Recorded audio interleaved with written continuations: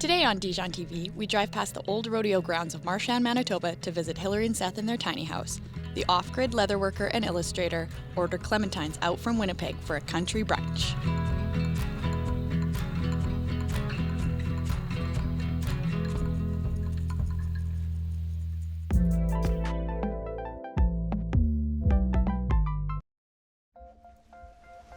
It feels really amazing to live in a house that we built. This old stained glass piece my parents got from Eaton's when it closed down in the basement. Now it lives here. Little sink, we have our compost and slop pail. One funny thing about our house is that you can see everything. It's all there. Seth's brother made this crazy pot. A lot of our mugs and stuff are made by friends. We're sort of collectors. Basically anything that we find that we like, we just tack onto the wall. And we don't have a ton of wall space, so it tends to get covered up pretty quick. But for the most part, it's just kind of a layering technique.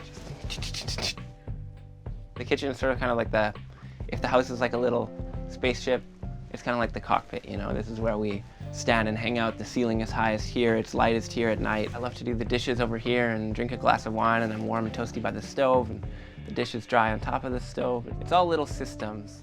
Every surface sort of has a purpose. Yeah, there is a bit of intention behind it. We made the counters high because we're both pretty tall and we wanted to be comfy cooking. We've got just a simple little camp cooktop here that almost all of our cooking happens on.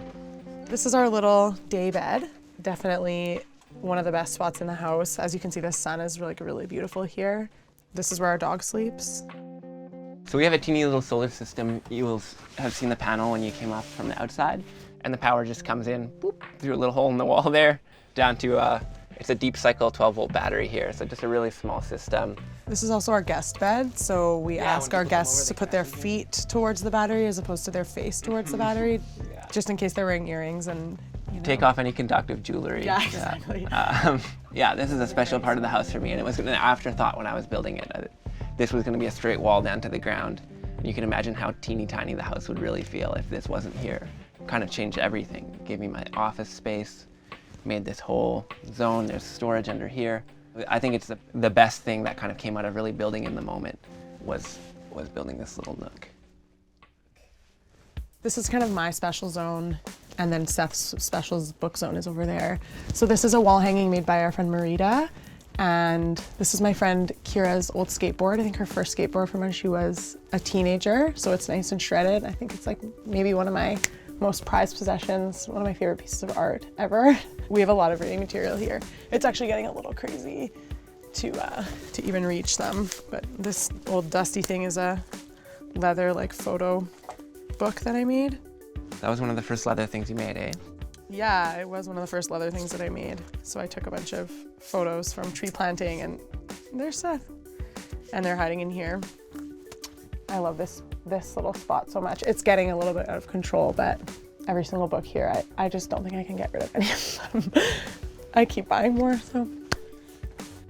Yeah, this is more my side of the library and then my little office space. I kind of was leading the build, and my thing that I demanded out of building a little house is that I have a zone all of my own as a little studio space. And I'm just really happy to have a zone like this. It's really nice. I sit in here in the evening and draw for a couple hours.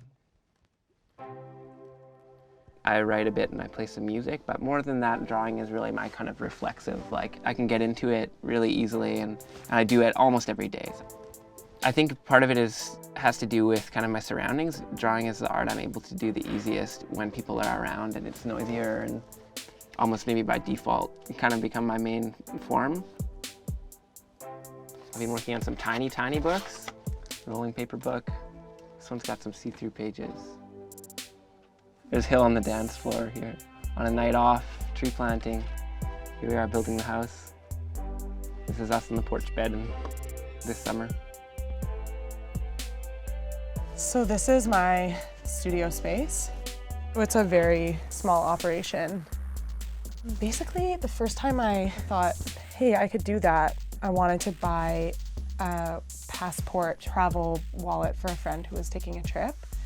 Looked at some makers and looked online and found somebody who I thought maybe could do it for me. So I went to her studio to chat about what I was interested in. And I started just asking questions. How do you do that? I was kind of just like, well, I don't really get it. And so she showed me, and then I started making so much stuff that I couldn't use and I couldn't give away. So I just sort of started selling it. For me, it's just about the fun. Selling them isn't really a priority.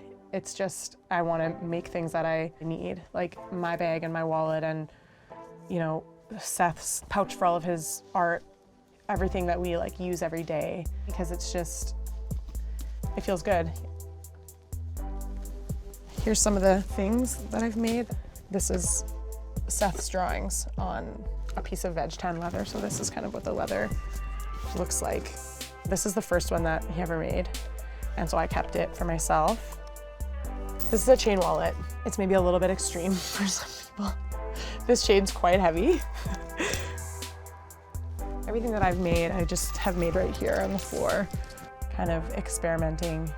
Whenever I get bored of making something, I just stop making it.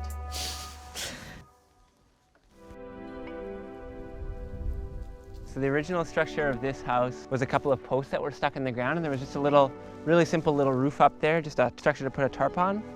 The curvature of the roof comes from these Quonset rafters. You can see the ends sticking out there. They're just little strips of wood laminated with glue.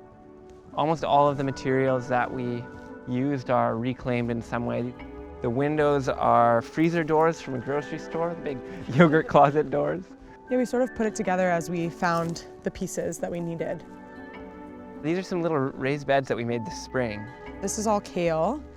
So this is actually, we're still able to like, you know, pick and eat this kale. It tastes really good after a little bit of frost. It's like actually really, really tasty. This is our solar dehydrator. So basically this reflects light into here, and then this opens up in the back, and it has trays where you can dry things. So here's some dried kale, sort of like kale chips, but not as fancy as.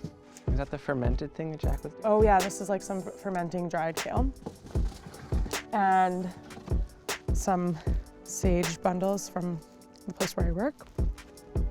We use this a lot in the summer for like drying mushrooms, and I made some sun-dried tomatoes that were really, really good.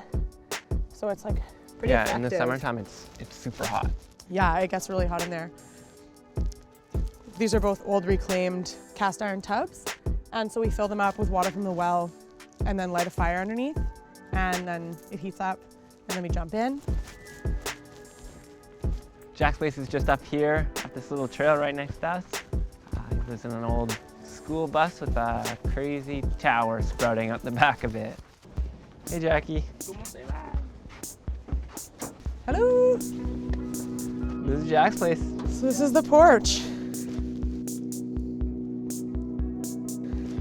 Beautiful view. The bus used to be closer to us, but he moved up here. Now it's perfect. It hasn't been here for very long. It's just pretty new. The other night I climbed up here. It was really nice. Really nice little star watching deck.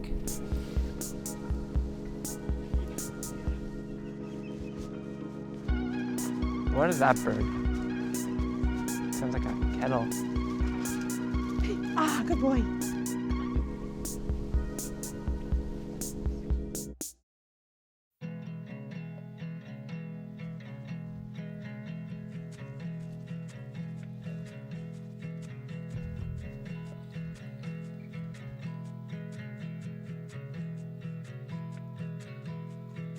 Clementine is really important to me. When your friend opens a restaurant, it's pretty cool. When your friend opens like the best restaurant in Canada, it's even cooler. It's hard to eat out when we live in the country, so it feels really special to have Clementine at home. First time. We try pretty hard to grow a lot of our food, mostly vegetables and herbs. So in the summer, we usually eat pretty well, really fresh. This year we started foraging a little bit for mushrooms. So that's kind of an exciting food thing that's been going on. Yeah, it feels really good to eat from your own garden and eat from your own backyard. That's something that we want to explore more. I take some self-righteous pleasure reading Henry David Thoreau and being like, that's like my life. I can do that shit. Or just walking around the yard. It feels good. I love it here, you know, and I love this little house. Beautiful in that glass. Wow. Yeah. Cheers. To our continued success. By the way, the stuff's poison. Oh yeah, that's good.